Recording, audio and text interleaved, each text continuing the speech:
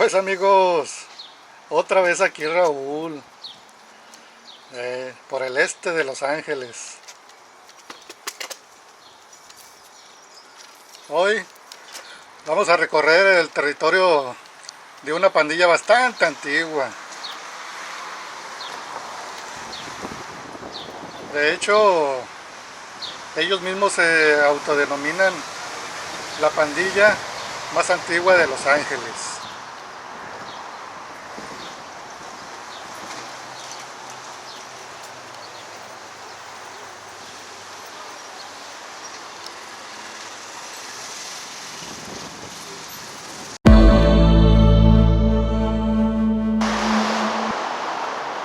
White Fence 13, o mejor dicho en español, el cerco blanco.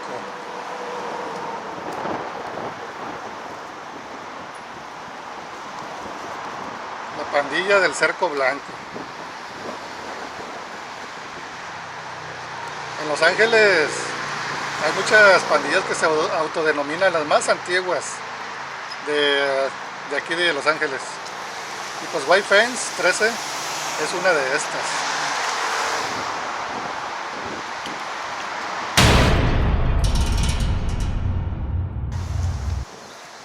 La pandilla en sí afirma que su historia se remonta a 1900 y algunos otros dicen que surgió en 1910 en la forma de un equipo deportivo exclusivamente masculino asociado con la Iglesia La Purísima.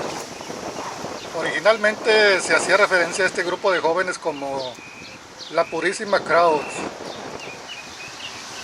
pero gradualmente cambió su nombre a White Fence en honor a la valla blanca que rodeaba la Iglesia La Purísima. Y pues el nombre de la pandilla también se ha interpretado como una barrera simbólica entre los residentes blancos de la zona y los residentes hispanos del barrio.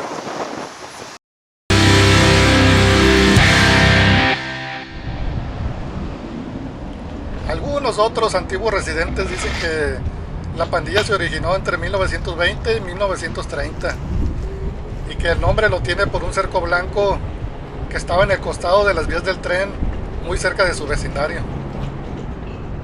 Este cerco estaba entre el río de Los Ángeles y el centro de Los Ángeles.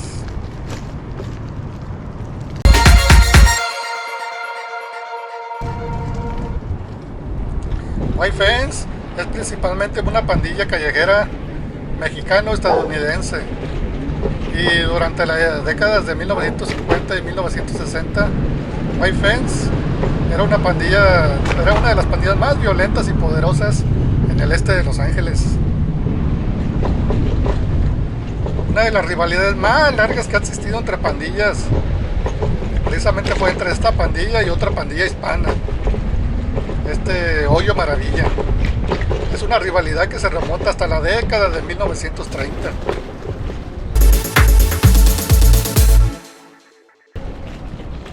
White Fence fue la primera pandilla en el este de Los Ángeles en usar armas de fuego, cadenas y otras armas peligrosas. Y esta pandilla White Fence también se ha expandido a varios lugares como en el este de Hollywood, a Las Vegas, en El Paso, Texas, incluso en México y Guatemala, allá en América Central. Actualmente hay unas pandillas bastante grandes que alguna vez pertenecieron a esta pandilla. Esas fueron como The Avenues, Los Hazards, Frogtown y Tunerville.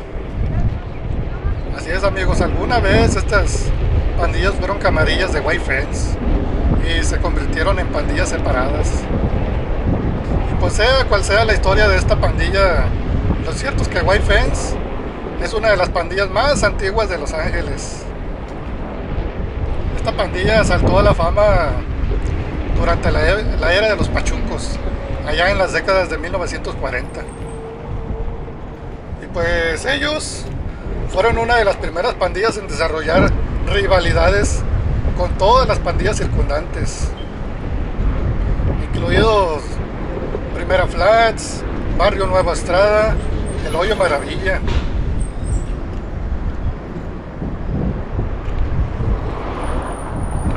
A ver, otro dato interesante de esta pandilla es que algunos miembros de esta pandilla fueron influyentes durante la formación de la mafia mexicana.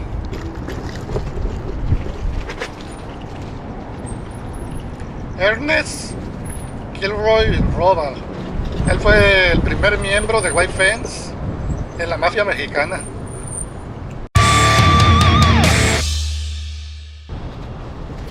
Esta persona fue uno de los más poderosos y con un rango bastante alto en la mafia mexicana.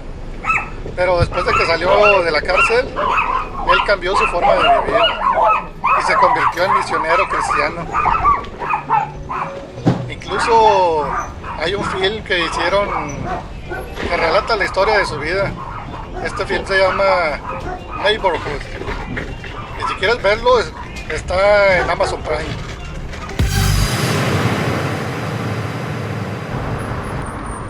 Aunque desgraciadamente nadie vive para siempre.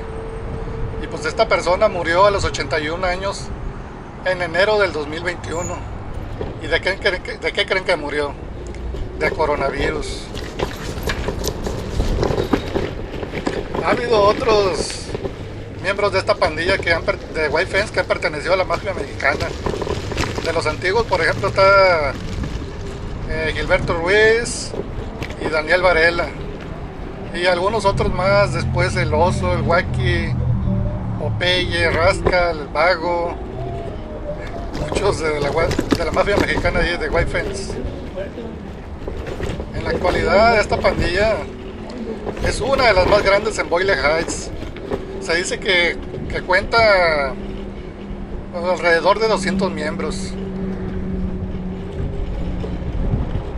Ok, llegó la hora de las historias. Déjame te cuento una historia de White Fence. La triste historia de Spider. Era más o menos alrededor de como a mediados del 2008. Y los casos de crímenes de pandillas abundaban en el este de Los Ángeles. Un hombre bastante nervioso de alrededor de 30 años entró a la estación de policía y él parecía estar bajo los efectos de alguna droga y se encontraba bastante asustado.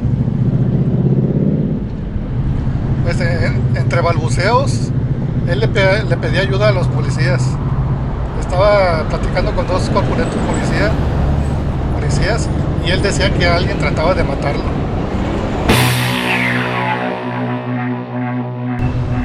Pero los policías solo se burlaban de él por su extraña forma de hablar y lo único que les interesaba era arrestarlo. Afortunadamente para el Spider, llegó el sargento que estaba encargado de ese grupo y lo primero que hizo fue ordenarle quitarse la camisa para ver que no tuviera armas. Este hombre tenía el cuerpo con muchos tatuajes y en estos tatuajes él proclamaba llamarse Spider y pertenecer a la pandilla de White Fence. Y también se podía notar que tenía en su cuerpo muchas marcas en los brazos por el uso de drogas.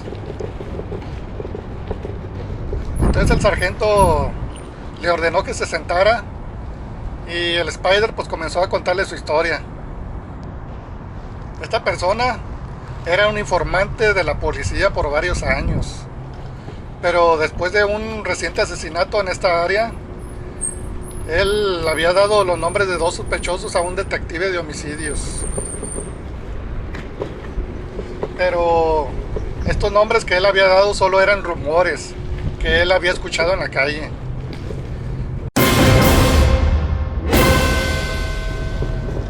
El asesinato que había ocurrido hace poco había sido especialmente muy intenso, pues el arma homicida, que fue una escopeta, la utilizaron a quemarropa. Pero la policía necesitaba algo más que simples rumores para hacer un arresto. Y el equipo de homicidios envió a Spider a buscar más pruebas.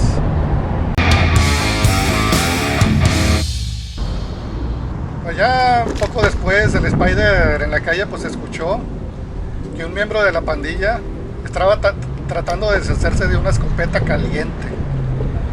Pues esta era la escopeta que había sido utilizada en el asesinato. El vendedor quería $50 por la escopeta, pero pues el Spider estaba arruinado.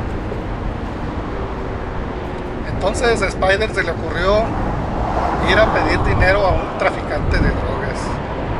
Él hizo un trato con el traficante: conseguir 1 gramo de heroína pura por $50 de un traficante nacional. Luego esa heroína la podrían rebajar y hacerla rendir alrededor de 3 gramos y después venderlas y conseguir ganancias.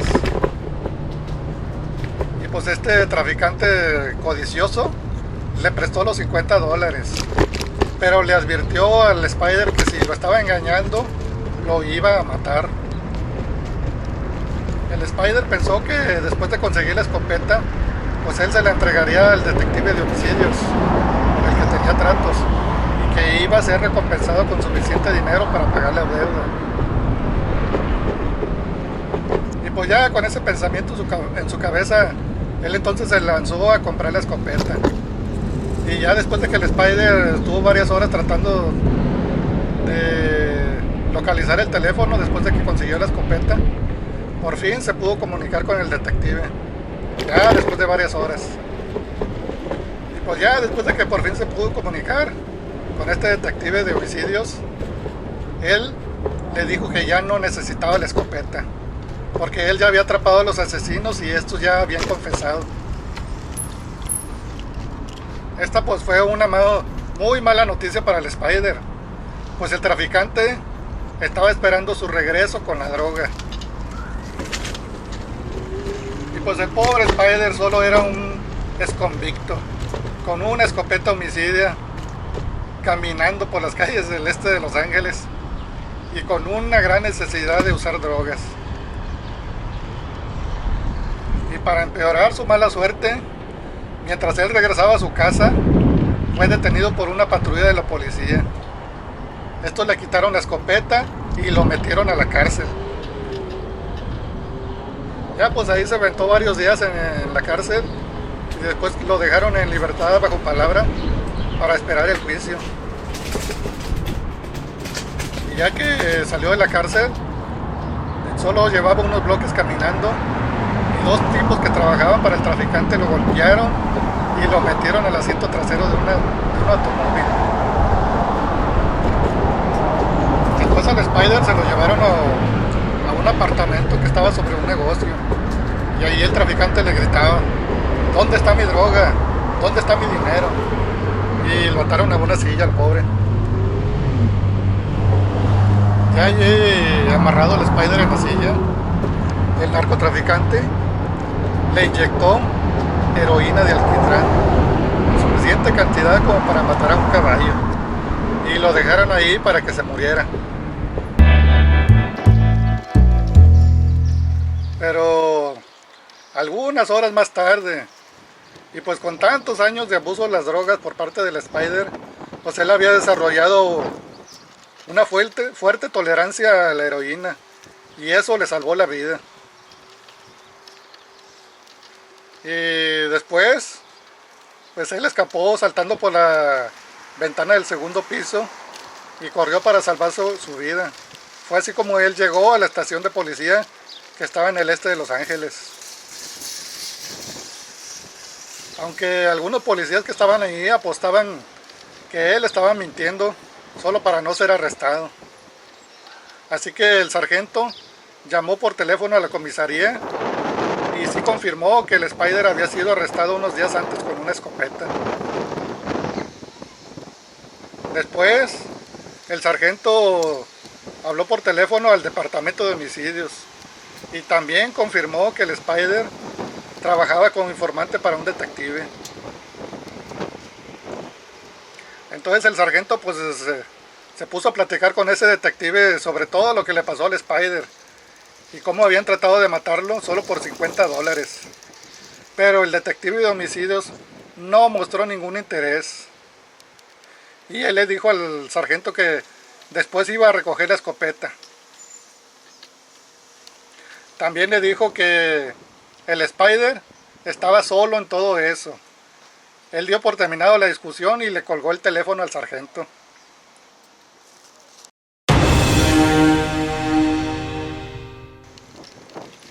El sargento con el que estaba platicando el Spider pues estaba todo avergonzado por la falta de compasión humana del detective de homicidios. Y pues como se dice en el mundo de las pandillas y las drogas, Spider había quemado su propia conexión y también había traicionado su propia pandilla. El sargento de esa estación de policía pues se ofreció a ayudar al Spider llevándolo lejos con un familiar que tenía Spider allá en Pomona.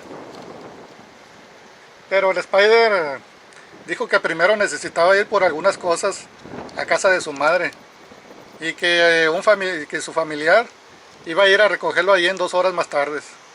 Esto en el territorio de White Fence. Y pues entonces el sargento lo llevó a su casa, la casa de su madre, en un carro encubierto.